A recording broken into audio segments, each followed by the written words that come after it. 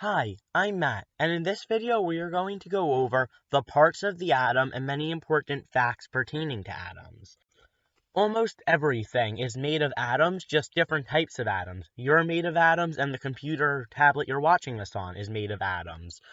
Atoms are the simplest and smallest unit that we could break down by chemical processes. We can't break an atom down further by most means, and if we did, they would lose all of their properties. We call these smaller particles subatomic particles. So atoms are made up of these subatomic particles, and there are three main subatomic particles that atoms are made up of. We call these particles protons, electrons, and neutrons.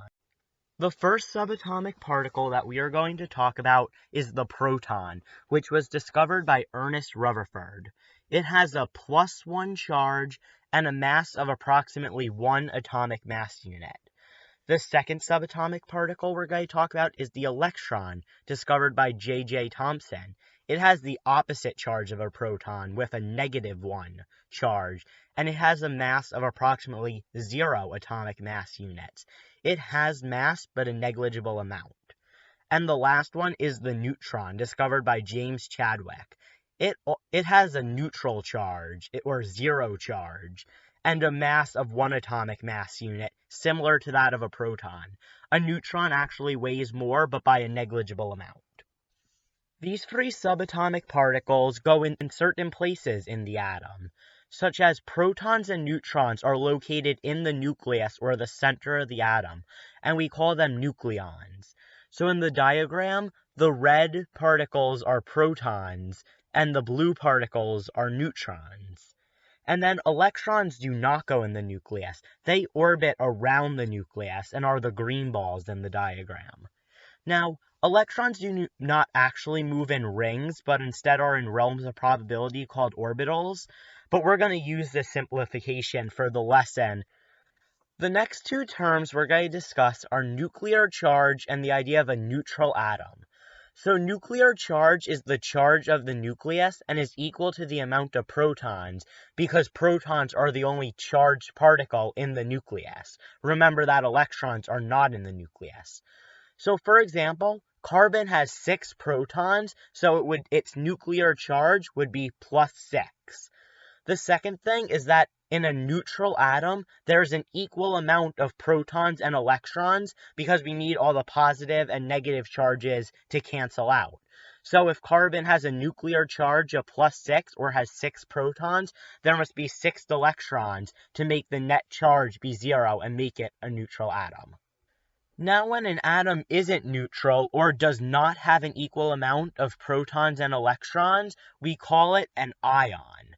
To find the charge of an ion, we subtract the number of electrons from the number of protons, or do nuclear charge minus the number of electrons. We call an ion with a positive charge a cation, and an ion with a negative charge an anion. So now, let's try a quick practice question with this. So if an atom has 17 protons and 18 electrons, what is its charge? So remember, we're going to use the formula, the number of protons minus the number of electrons. So if there's 17 protons and 18 electrons, we would do 17 minus 18, which would give us a charge of -1. Next up, we're going to discuss the idea of isotopes and atomic mass. So isotopes are atoms with the same number of protons, but a different amount of neutrons. So it's kind of like many different chocolate chip cookies. They're all the same type of cookie, but they all have a different amount of chocolate chips. And now that ties in with atomic mass, which is the sum of the number of protons and neutrons in an atom. So for example, we have carbon-12 and carbon-14. That number after the name of the element is the mass. So carbon-12 has a mass of 12 atomic mass units. Now, since they're all carbon, they have to have the same number of protons, and carbon will always have 6 protons. What differs here is the amount of neutrons, making them isotopes, because carbon-12 has 6 neutrons, and carbon-14 has 8 neutrons. You find the amount of neutrons here by taking the mass and subtracting the amount of protons, such as 14 minus 6 gives you 8. The last thing to discuss before doing some more practice is elements. Every element has a distinctive amount of protons, such as carbon on the last slide always had 6 protons. If it doesn't have 6 protons, it is not carbon. And to determine the amount of protons, we look at the element's atomic number on the periodic table. Carbon is atomic number 6, hence why it has 6 protons. Now, we're going to answer some questions based off a periodic table entry. So on the right, we see that we have the symbol Li, which stands for lithium. In the top left, we have our atomic number, which is 3, and in the top right, we have our atomic mass, which here is 6.941. Now, you may be asking yourself, wait, if protons and neutrons have a mass of 1, how do we get a decimal? Firstly, protons and neutrons have a mass that isn't exactly 1, we just round it off to 1 for simplification purposes. And the 6.941 is the weighted average of all the different isotopes in the universe of lithium, hence why it doesn't work out to a perfect number. So now, question 1. How many protons does lithium have? Remember that the amount of protons is equal to the atomic number. Lithium's atomic number is 3, so lithium has 3 protons. Question 2. In lithium-7, how many neutrons are there? Since protons and neutrons are the only particles with mass, we could do the mass minus the amount of protons to get the amount of neutrons. So 7 minus 3, or the mass minus the amount of protons, gives us that lithium-7 has 4 neutrons. Question 3. What is this atom's nuclear charge? Remember, the nuclear charge is equal to the amount of protons, which we said was 3. So the nuclear charge would be plus 3. In an electrically neutral atom, how many electrons will there be? Well, remember that in a neutral atom, there has to be an equal amount of protons and electrons. So if there's 3 protons, a neutral atom would have 3 electrons. Now, there's a different way to write isotopes than on the periodic table like we saw.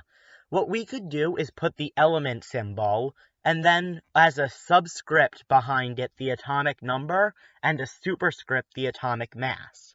So for example, if lithium-7, we could write Li, and then behind it put a 3 on the bottom, since lithium's atomic number 3, and then for the atomic mass we could put a 7 up top. This becomes particularly useful when we talk about nuclear decay and write decay equations. Lastly, here are 4 practice questions that you could use to check your understanding of this video. Question 1 asked which 2 subatomic particles are in the nucleus and which one is outside of the nucleus. Question 2 says you have a neutral atom with 53 electrons, and it asked how many protons it has and what's its nuclear charge. Question 3 says there's an ion with 6 protons, 8 electrons, and 6 neutrons, and we would like you to find its atomic mass and its charge. And then question 4 says in neon 24, how many neutrons are there and how many electrons are there? I don't know if you have a periodic table up, so neon has an atomic number of 10. The answers to these questions will be provided for you on the next slide. The answers are as follows. Protons and neutrons are located in the nucleus, and electrons are outside of the nucleus. For question 2, if a neutral atom has 53 electrons, it must also have 53 protons. And since protons make up its nuclear charge would have to be plus 53. For question 3, if there's 6 protons and 6 neutrons, then the atomic mass would have to be 12. And then to find its charge, we would do 6 minus 8 and get negative 2. Lastly, for question 4, in neon 24, there would be 14 neutrons because we would do 24 minus 10. And since it's a neutral atom, electrons would have to equal the amount of protons, so there would be 10 electrons. Hopefully you got these. If not, feel free to leave a question in the comments below and I will get back to you as quickly as possible. Thank you so much for watching. Have a great day.